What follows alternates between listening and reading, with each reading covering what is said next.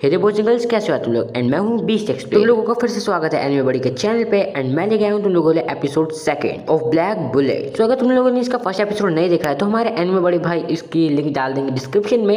And तुम लोग फिर एंजॉय करो अपना episode number 2। So let's start the video. So episode की स्टार्टिंग में हमें दिखाया जाता है कि जो रेंतारो है वो अपने एक स्कूल में है एंड वहाँ पे बैठा हुआ है। एंड लेकिन तभी उसी को एक कॉल आती है। फिर सतोमी यानी कि रेंतारो बोलता है कि तुमने मेरे को स्कूल में फोन क्यों किया। तो वो कहते हैं कि तुम्हें कुछ काम मिला है सतोमी। फिर सतोमी एक बड़ी सी बिल्डिंग में जाता है जो कि शायद मिनिस्ट्री ऑफ डिफेंस है, जहाँ पे हमें मतलब दिखाए जाते हैं और भी बहुत सारे ट्रेनर जिनके पास एक क्रश चाइल्ड होती है। वहाँ पे बहुत सारे मिनिस्टर्स भी बैठे होते हैं। उनको पता नहीं है कौन कौन से, मतलब क्या पता दूसरे देश के हों। फिर किसारा बताती है कि यहाँ पे टोक्यो जो एरिया है वहाँ के सारे सिविल ऑफिसर्स को बुलाया गया है। पर वहीं पे किसारा को कोई रोक देता है। एंड वो बंदा कहता है लगता है आजकल तो बच्चे भी सिविल ऑफिसर्स बनने लगे हैं। फिर रेंतारो वहाँ पे आगे आता है। उसके बाद कहता है कि सबसे पहले अपना नाम बताओ। वो कहता है बेवकूफ, अगर तुम एक प्रमोटर हो तो अपने टूल मेरे को दिखाओ। एंड बात है यहाँ पे टूल का मतलब वो क्रश चाइल्ड है। जैसे इंजू जो है वो हमारे सातोमी यानी कि रेंतारो की वो है, क्या कहते हैं, क्रश चाइल्ड यानी टूल कह सकते हैं। फिर वहाँ पे जो दूसरे सिविल ऑफिसर्स बैठे होते हैं वो उन्हें चुप करा देता है उस बड़े वाले बंदे को। कहता है कि यहाँ से जाओ। तो फिर वहाँ पे असली मीटिंग स्टार्ट होती है। फिर सारा बताती कि उसका नाम इकुमा सोगन है। एंड उसकी रैंक बहुत ही ज्यादा जो कि है 1584। वो 7 लाख सिविल ऑफिसर के पेयर में से टॉप फर्स्ट के पेयर में आता है, यानी कि वो बहुत ज्यादा ताकतवर है। और वो बताती कि तुम और इंजू जो है वो आते हो 1,20,000 में। बात है भाई, ये उनकी रैंक बता रहा हूँ मैं। फिर हमें वहाँ पे बहुत सारे टोक्यो के मतलब सिविल ऑफिसर्स दिखाए जाते हैं अपनी क्रश चाइल्ड के साथ, जिन्हें वो टूल कह रहे हैं। फिर हमें कुछ लोग दिखाए जाते हैं जो कि मतलब लाइव बात कर रहे होते हैं उन सिविल ऑफिसर से, जो कि असल में टोक्यो एरिया के रूलर होते हैं, यानी कि राज करने वाले कह सकते हो, जिनका नाम होता है सतेंशी।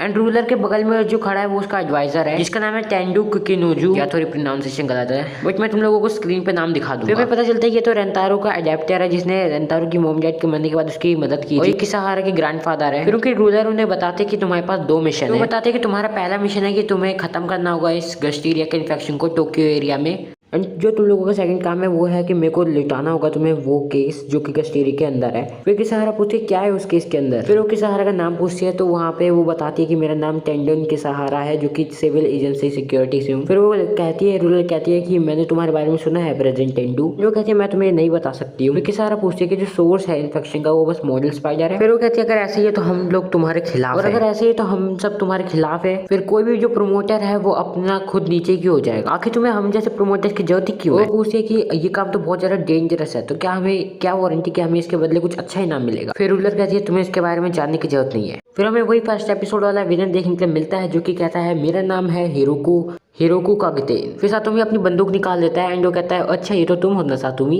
वो पूछता है तुम यहाँ पे क्या कर रहे हो। और रेंतारो यानी कि सातोमी पूछता है कि तुम यहाँ पे कैसे आए। एंड वो बंदा कहता है कि ऑफ कोर्स फ्रंट डोर से। उसके बाद वो अपनी बेटी के बारे में बताता है जो कि एक क्रश चाइल्ड होती है। जो लड़के अपना नाम बताते हैं हिरोको कोहिना, जो कि 10 साल की है एंड डॉटर है उसकी। उसके बाद यहाँ पे एक बैडस वाला खेल चलने लग जाता है। और लड़की कहते हैं पापा इसने सर पे बंदूक रखी है, क्या मैं इसे चुप करा, मतलब बिल्कुल ही बैडस वाला सीन चल रहा होता है। पूछा तुम्हें क्या चाहिए। तो वो कहता है कि मैं ये बताने आया हूँ कि मैं भी इस रेस में हूँ, और ताकि हम भी ले सके उस इनहेरिटेंस ऑफ 7 स्टार को। तो लोग पूछे ये इनहेरिटेंस ऑफ 7 स्टार है क्या। तो बताता है वही जो केस जिसके बारे में तुम पूछ रहे हो वही तो है उसके अंदर। इसलिए फर्स्ट एपिसोड के अंदर वो उस रूम में था जहाँ पे गस्टीरिया को मारा गया था। उसके बाद सबके सब उस बंदे पे हमला करने लग जाते हैं, जितने भी सिविल ऑफिसर्स होते हैं सबके सब उस पे हमला करने लग जाते हैं, लेकिन कोई भी गोली उसको छू नहीं पाती है। वो बंदा बताता है कि ये है रिपल्शन शील्ड। वो बंदा कहता है मैं हूँ Hiroko Kagetane of the new immunity का बनाने का plan 747 anti Gastrea special unit. And वो बंदे कह रहे होते क्या ये सच है। हारुको कहता है कि यानी वो बंदा कहता है कि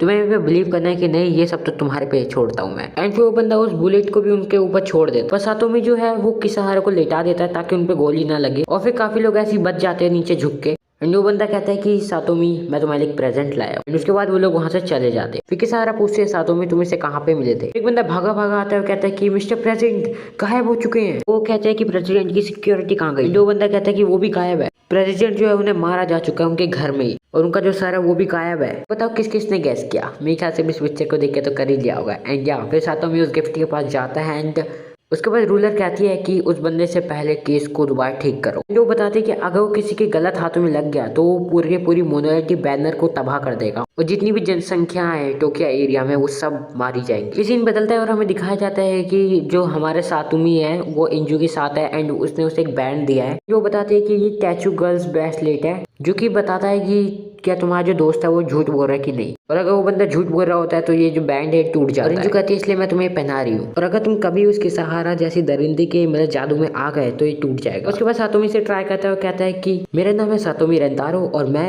इंजू से प्यार करता हूँ। एंड उसके बाद वो बैंड नहीं टूटता है। एंड उसके बाद वो कहते हैं देखा ये बैंड नहीं टूटा। वो कहते हैं कि यानी तुम सच कह रहे थे। फिर उनके सामने एक लड़की आती है जो कि क्रश चाइल्ड होती है, जिसे जो कि उसके आंखों से पता चल रहा होता है वो चोरी कर रही होती है, इसलिए लोग उसे पकड़ के मार रहे होते हैं। वो पूछता है कि आखिर तुम इसे मार क्यों रहे हो, तो वो कह रहे हैं कि इसने हमारी चीजें चोरी की है। उसके बाद वो पुलिस वाले उस लड़की को ले जाते हैं। एंड लेकिन वो लड़की कह रही होती है इंजू से कि उसे उसकी मदद करो, लेकिन जो इंजू होती है वो उसे मतलब बचाना चाहती तो है, लेकिन सातोमी मना कर देता है और कहता है कि घर जाओ। लेकिन जो इंजू होती है वो कह रही होती है कि उसने मेरे से मदद की मांग की थी, और इंजू कहती है कि मैंने उसे पहले देखा है डिस्ट्रिक्ट 39 में, मैंने उससे आज तक कभी बात नहीं की थी। और कहती है रेंतारो तुम तो एक सुपर हीरो है ना, तो उसे बचाओ। लेकिन सातोमी कहता है घर जाओ इंजू। उसके बाद सातोमी उस पुलिस वाले की पीछा करने लग जाता है और एक जगह पे जाता है, वहाँ पे वो लोग उस क्रश चाइल्ड पे गोलियां चला रहे होते हैं। फिर सातोमी जो है वो उसे एक हॉस्पिटल ले जाता है और कहता है कि क्या डॉक्टर वो बच गई है, तो वो कहते हैं हाँ वो बच तो गई है। सातोमी कहता है आप इसका ध्यान रखना, मैं इसके लिए पैसे भर दूंगा। फिर सातोमी जब घर जा रहा होता है तो वही बंदा उसे दोबारा मिलता है और कहता है कि सातोमी तुम थक गए हो। यहाँ पे एक और बैटल सीन स्टार्ट होता है, दोनों अपनी अपनी मतलब बंदूक दूसरे के सर पे रख देते हैं। हारुको कहता है कि अपनी बंदूक नीचे रख दो। फिर उसकी क्रश चाइल्ड भी आ जाती है यानी कि उसकी डॉटर, और फिर वो बंदा कहता है कोना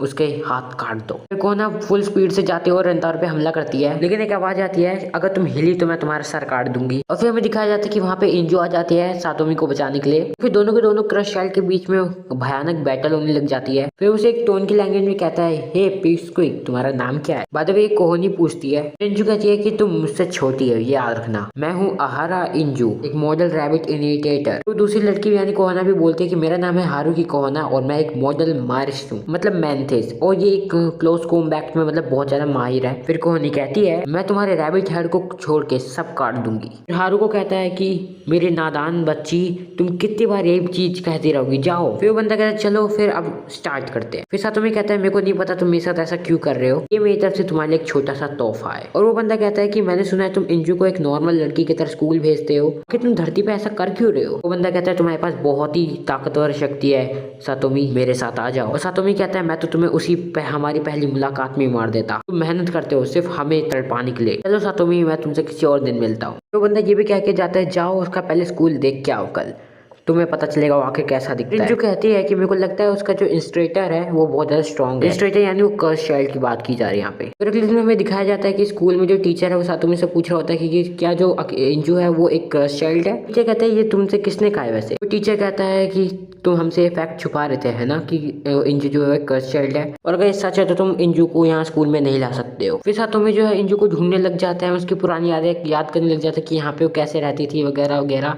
एंड फिर इंजू को ढूंढ रहा होता है वो कि कहाँ चले गई आखिर इंजू, क्योंकि वो घर पे तो मिल नहीं रही होती है। बताया जाता है कि नया जो लॉ आया है गिस्टेरिया लॉ, वो ये कहता है कि जो कर्स चाइल्ड है वो नहीं डिजर्व करते यहाँ पे रहना। फिर जो सातोमी है वो किसी एक लड़की से मिलने आया होता है एंड वो गटर से निकलती है वो लड़की एंड कहती है कि क्या हुआ। तो वो कहते हैं कि क्या तुमने इस लड़की को देखा है। तो कहती है कि मैं अपने एल्डर से पूछ के बताती हूँ, और वो कहते हैं कि अंदर आओ। फिर सातोमी को वो एल्डर मिलता है जो कि अपना नाम मात्सुजुकी बताता है। वो बताते हैं कि वो इन बच्चों का ख्याल रखते हैं, इन बच्चों को सिखाते हैं कि आखिर अपने इमोशंस को कैसे कंट्रोल किया जाए और अपनी डेड आंखों को कैसे छुपाया जाए, ताकि वो किसी दिन इंसानों की तरह नॉर्मल लाइफ जी सके। पर आजकल की जो जनरेशन है वो इनके साथ बिल्कुल भी सही तरह से नहीं रह रही है। अगर हर कोई तुम्हारे जैसा हो फिर वो सब वो बातें छोड़ते हैं। उसके बाद जो सातोमी है वो एक लड़की की तस्वीर दिखाता है यानी इंजू की, एंड जो कहते क्या तुमने इसे देखा, लेकिन मात्सुजुकी मना कर देते कि मैंने इसे नहीं देखा है। उसके बाद वो पूछता है कि तुम अब कहाँ जाओगे इसे ढूंढने। वो कहता है कि मैं अब 39 डिस्ट्रिक्ट में जाऊंगा क्योंकि वो इंजू को ढूंढ के रहूंगा। फिर मात्सुजुकी कहता है कि मेरे को देख के तो लग रहा है कि तुम एक प्रमोटर हो,